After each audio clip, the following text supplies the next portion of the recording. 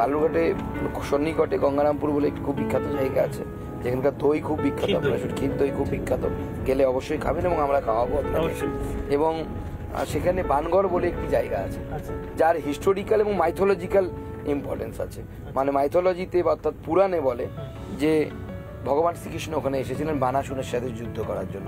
বানাসুরের মেয়ে উষা তাকে হরণ করতে এসেছিল ভগবান শ্রীকৃষ্ণের নাতি অনিরুদ্ধ, এবং ওখানে এখন একটা জায়গা আছে এবং রাস্তা আছে যার নাম হচ্ছে উষা হরণ। রাস্তার নামই উষা হরণ রোড। হ্যাঁ, ওই রাস্তা ধরে উষাকে হরণ করে নিয়ে গেছিলেন এবং তারপরে বানাসুরের সাথে ভগবান শ্রীকৃষ্ণের যুদ্ধ হয়। মাইথোলজি, এটা মাইথোলজি, এবং এর সাথে হিস্টোরিক্যাল তার যে ইম্পর্টেন্স, সেখানে পাল যুগ সেন যুগের বিভিন্ন এক্সকাভেশন হওয়ার পর আছে। বহুদিন ধরে এক্সকাভেশনের পর আর হয়নি। আমরা এত বছর পর সেখানে 3 কোটি টাকা স্যাংশন করিয়েছি। আপনি বোধহয় প্রথমে প্রাইমারি স্কুলেও চাকরি নিয়েছিলেন, কিন্তু সেই চাকরি আর করেন? চাকরি নিইনি, চাকরি এসেছিল, আমি তখন চাকরি ডিনাই করি, এবং ডিনাই করে আমি তখন আমি এমএসসি করছি, এমএসসি কে কন্টিনিউ করি। না, এটা কি কারোর প্ররোচনায় চাকরিটা ছেড়েছিলেন? না, আমি ওই একটা সময় খুব স্ট্রং ডিসিশন নিয়েছিলাম। এবং সেটা বোধহয় আপনার বাড়িতে, বিশেষ করে আপনার বাবা মা পছন্দ করেন? বাবা মার একটু তো থাকেই যে কি করে খাবে ছেলেটা আমার। আর যেহেতু আমি আরএসএস করতাম, অনেকেই ভয় দেখাতো সিপিএম এর সময় যে আরএসএস করলে চাকরি পাওয়া যাবে না, এরকম একটা ব্যাপার ছিল, এবং ছিল না সেটাও অস্বীকার করা যায় না। আমরা অনেক চোখ রাঙানি সহ্য করেছি সেই সময় সঙ্গের শাখা করতে গিয়ে, নানা রকম বাধার মুখে পড়েছি। আবার উল্টো রকমও দেখেছি, কিছু সিপিএম এর ভেতরের লোক ছিল, তারা বলতো যে ভালো জিনিস ওটা কর, ওরা হয়তো করার ইয়েটা পেত না, ছোটবেলায় হয়তো করেছিল।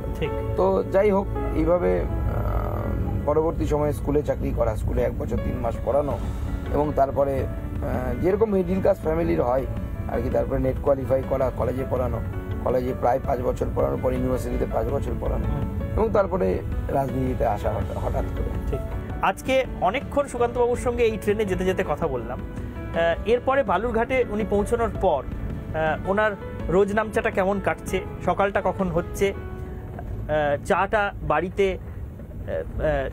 বাড়িতে বৌদির সঙ্গে খেতে পারছেন কি পারছেন না, নাকি কর্মীদের সঙ্গে রাস্তায় গিয়ে খাচ্ছেন, ব্রেকফাস্ট কখন হচ্ছে, লাঞ্চ কখন হচ্ছে, ডিনার করার কোনো ঠিক ঠিকানা থাকছে কিনা, কর্মীদের সঙ্গে কখন কিভাবে সময় কাটাচ্ছেন, সমস্ত দিন নামচার সাক্ষী আমরা থাকবো আগামী কয়েকদিন।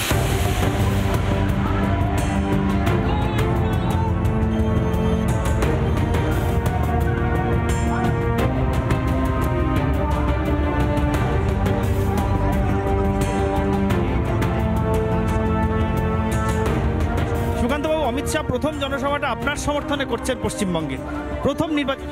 দেখুন, মাননীয় গৃহমন্ত্রী যে সময়, তার ব্যস্ত শিডিউল, তার মধ্যে থেকে সময় বের করে আমার জন্য এবং আমাদের পশ্চিমবঙ্গের জন্য যেভাবে উনি সময় বের করেছেন, সেই জন্য তার প্রতি আমরা কৃতার্থ এবং তাকে আন্তরিক ধন্যবাদ এবং অভিনন্দন জানাই। যেভাবে তিনি আমাদের পাশে দাঁড়িয়েছেন, এবং ওনার এই আশাতে এই বিধানসভা, যেখান থেকে তৃণমূল কংগ্রেসের প্রার্থী হয়েছে, সেই বিধানসভাতেও আমরা লিড পাবো। না, এই বিধানসভা, এটা কোন বিধানসভায় পড়ছে?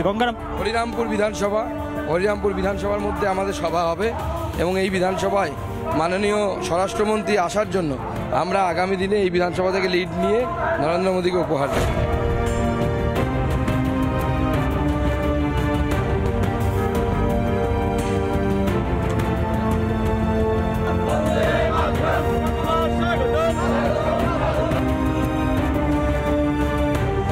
সকাল থেকে বালুরঘাট বিধানসভা ক্ষেত্র এলাকাতেই প্রচারে রয়েছেন সুকান্ত মজুমদার, এবং পায়ে হেঁটে প্রচার করছেন। এটা সম্ভবত কুড়মাইল এলাকা নাকি সুকান্ত?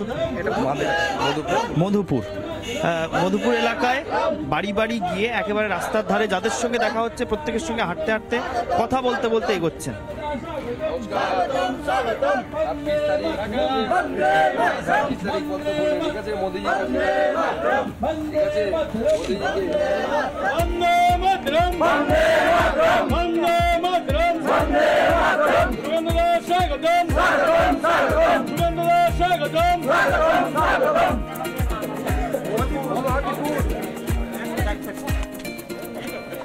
এই যেভাবে আপনাকে বরণ করা হলো, ধূপ দিয়ে আরতি করছেন, ফুল ছুটছেন, গলায় মালা পরিয়ে দিচ্ছেন, মানে এইভাবে তো মানুষ দেবতাকে বরণ করে না, সেরকম বিষয় নেই, কিন্তু মানুষের ভালোবাসা।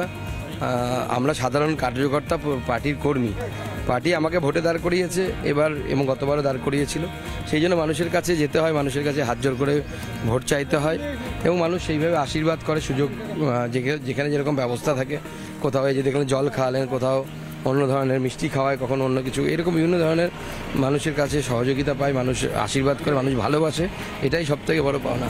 নমস্কার দিদি, নমস্কার।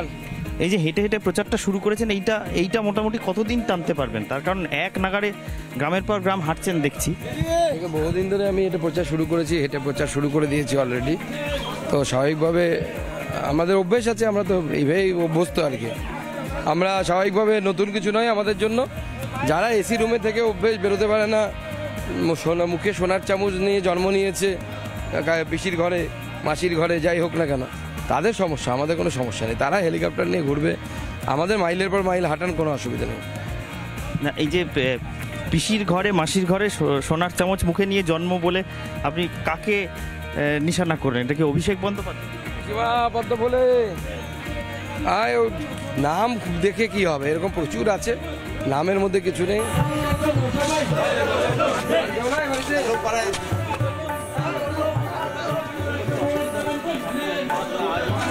কি টিকা পাইছি কিনা করোনার সময় ভ্যাকসিন, পয়সা লাগেনি তো একটা, তাহলে মোদিজি ওইখান থেকে বসে আপনার জন্য পাঠান। এই মুহূর্তে যে পাড়ায় সুকান্ত মজুমদার পদযাত্রা করছেন, একসময় এই পাড়া সম্ভবত আরএসপির শক্ত ঘাঁটি ছিল। সুকান্তবাবু, আপনি দেখলাম বেশ আরএসপির কর্মীদের বাড়ি গিয়েও সরাসরি ভোট চাইছেন এবং তারা খুব সাবলীলভাবেই আপনার সঙ্গে ইন্টারাক্ট। না না, আমি তো দেখুন আমার এখানে এরকমই, যে কোনো সময় আমাকে যে কোনো লোক এসে অ্যাপ্রোচ করতে পারে, দেখা করতে পারে। হ্যাঁ, অন্যদিকে তৃণমূলের যিনি প্রার্থী হয়েছেন তাকে 12টার আগে দেখতে পাওয়া যায় না। নমস্কার দাদা, 26 তারিখ ভোট, পদ্ম ফুলে মোদিজিকে আশীর্বাদ করতে হবে, ঠিক আছে? মোদিজি থাকলে দেশ ঠিক থাকবে।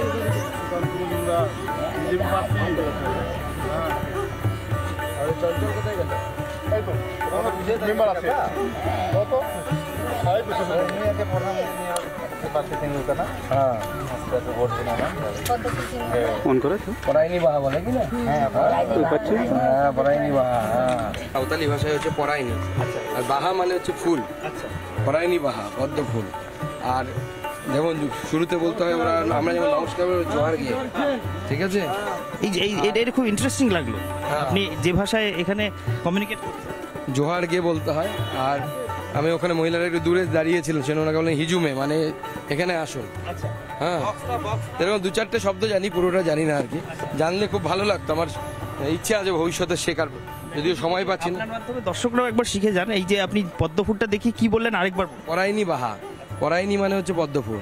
মানে এখানে আদিবাসী পল্লীতে এসে পরাইনি বাহায় ছাপ দিতে বলে পরবর্তী গন্তব্যের দিকে এগিয়ে যাচ্ছেন সুকান্ত মজুমদার। আমরাও সঙ্গী হচ্ছি। 26 তারিখ পদ্ম ফুলে আপনাদের আশীর্বাদ চাই। কেমন আছেন?